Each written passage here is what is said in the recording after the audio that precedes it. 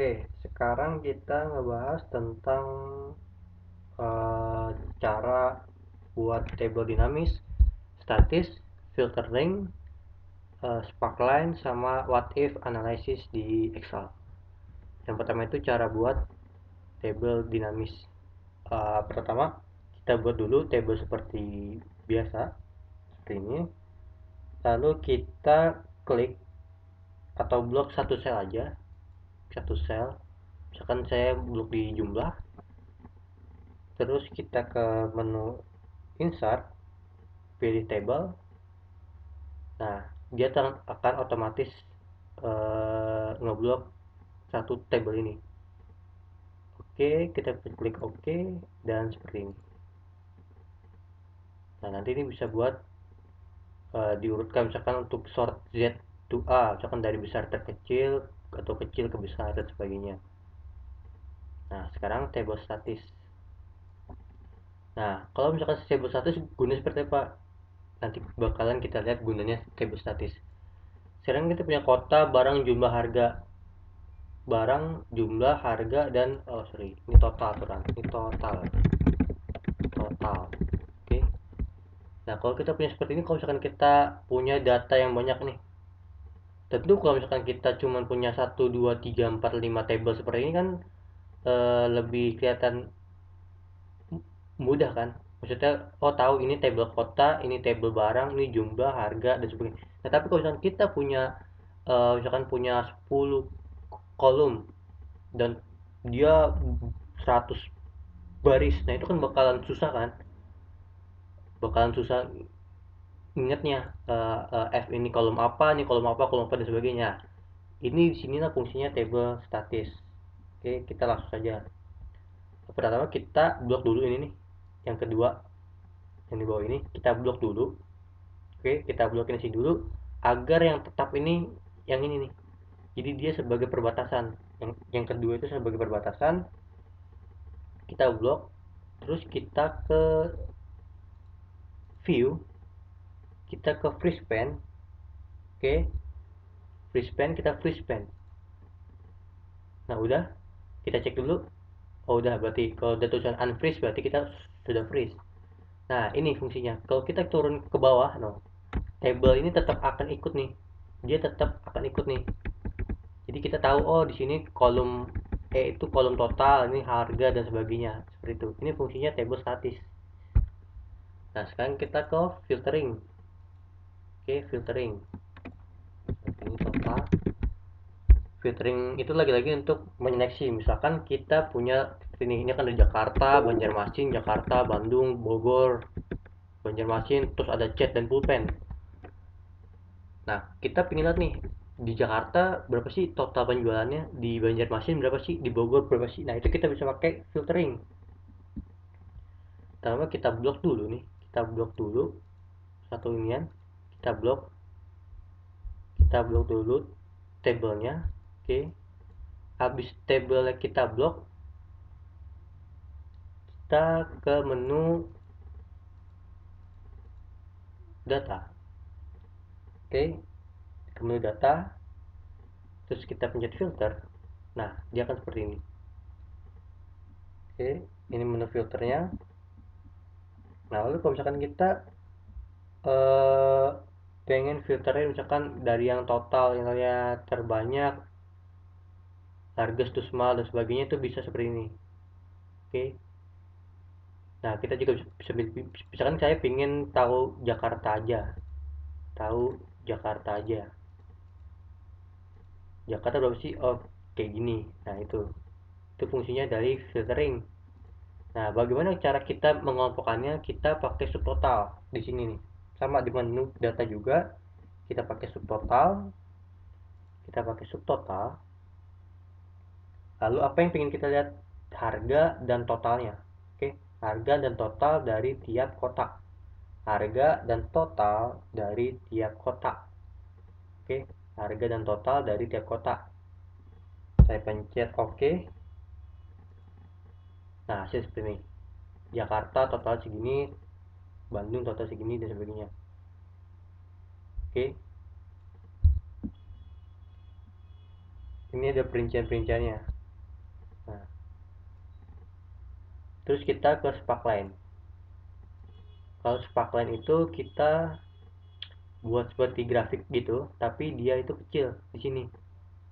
Di Jakarta kita bisa lihat grafiknya seperti apa, Bandung seperti apa, Banjarmasin seperti apa dalam grafik.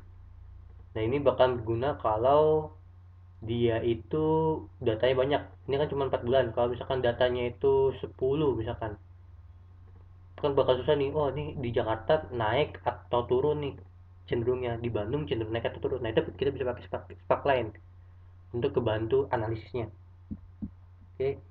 Nah, caranya gimana? Caranya pertama kita pilih dulu nih. Kita pilih dulu yang tiga ini. Lalu kita ke menu insert, kita ke line, line sini. Nah, kita pilih di mana sparkline bakalan ditempatkan dari data sini. Oke, kita pilih dulu nih data ini, kita pilih dulu, kita line, terus di mana mau ditempatkan, kita klik di sini. Oke, oke. Nah, seperti ini datanya, sparkline-nya. Oh, di Jakarta cenderung naik belakangan ini dan cenderung stabil penjualannya, misalkan itu. Terus ini kita bisa high point itu ketika dia tertinggi, terus low point kita bisa tandain oh terendahnya segini, atau nya misalkan kita pengen kayak negatif gitu, pas penurunannya itu bisa banget kita bisa atur dari sini. Oke, misalkan saya mau high point dan low point saja yang saya tandain. Nah, begitupun juga sparkline yang lain ini bisa di ke bawah seperti ini. Nah, ini seperti ini hasilnya. Oh, misalkan yang di Papua ini cenderung naik. Ini tadi kenapa berubah, karena saya pakai random between, random dari 15 sampai 30. Jadi dia akan terus berubah. Oke, terus nih what if analysis. Saya pengen buat seperti ini nih. Percis seperti ini. Oke, pertama saya buat dulu sales proyeksinya. Ini saya copy paste biar cepat. Nah, saya buat seperti ini. Oke, ini accounting, persen pas. Oke. Nah, saya punya penjualan 2021 1 miliar 700 juta. Terus pertumbuhannya kira-kira saya pengen targetin 7%. Terus pengeluarannya saya pengen misalkan buat karyawan dan sebagainya 15%. Nah, nanti yang diproyeksikan itu berarti 1 miliar 564 juta. Nah, ini rumusnya. Rumus dari proyeksi sale, proyeksi penjualan. Nah, misalkan saya pengen ngedata gimana sih eh,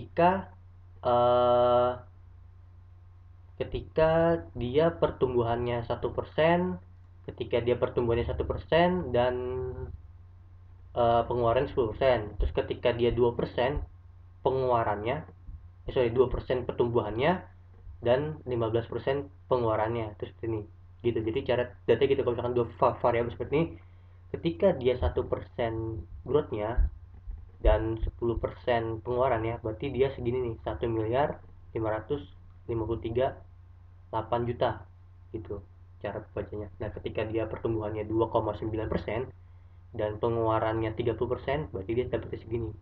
Oke. Nah, ini biar lebih mudah kita jadikan ini accounting. Nah, kalau kotak, kalau estek-estek ini biasanya dia itu nggak muat, jadi kita bisa lebarkan. Nah, seperti ini. Oke, langsung saja. Saya punya, pertama saya masukkan dulu sama dengan project cell. Nah, seperti ini. Lalu saya ingin ngeproject misalkan 1% kan, ini 1% ya, 1%, 1%. Lalu misalkan pertumbuhannya setiap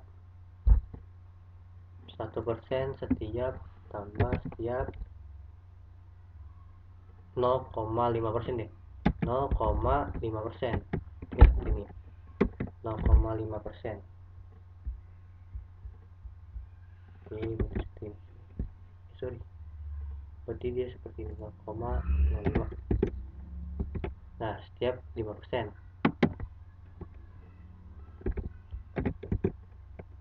Nah, seperti ini, setiap 5% pertumbuhannya. Nah, saya pengen dia terus sampai ke sini, saya tarik ke bawah step 0,05. Nah, seperti ini, atau setiap 1% ya, atau setiap 1%.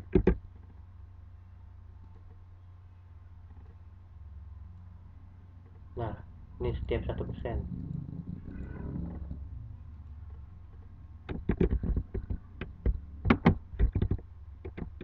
1%.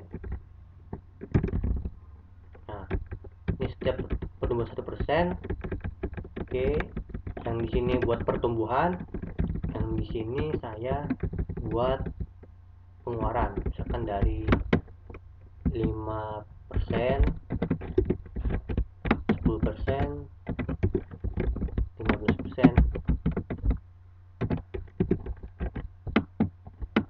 20%. Nah, ini.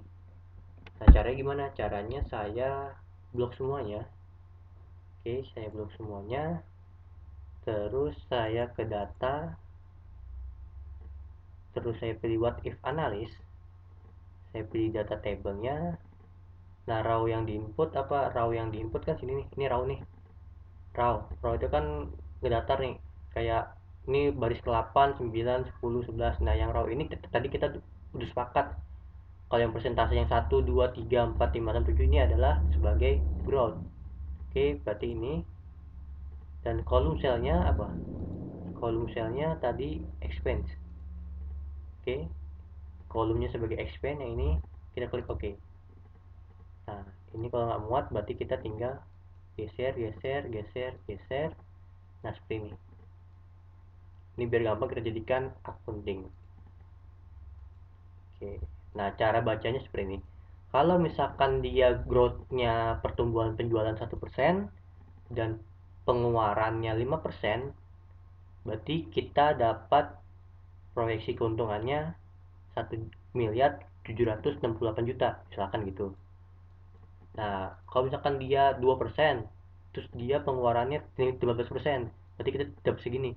2%, 15%. Begitu cara baca dari what if analysis kalau dua variabel. Oke. Sekian video kali ini.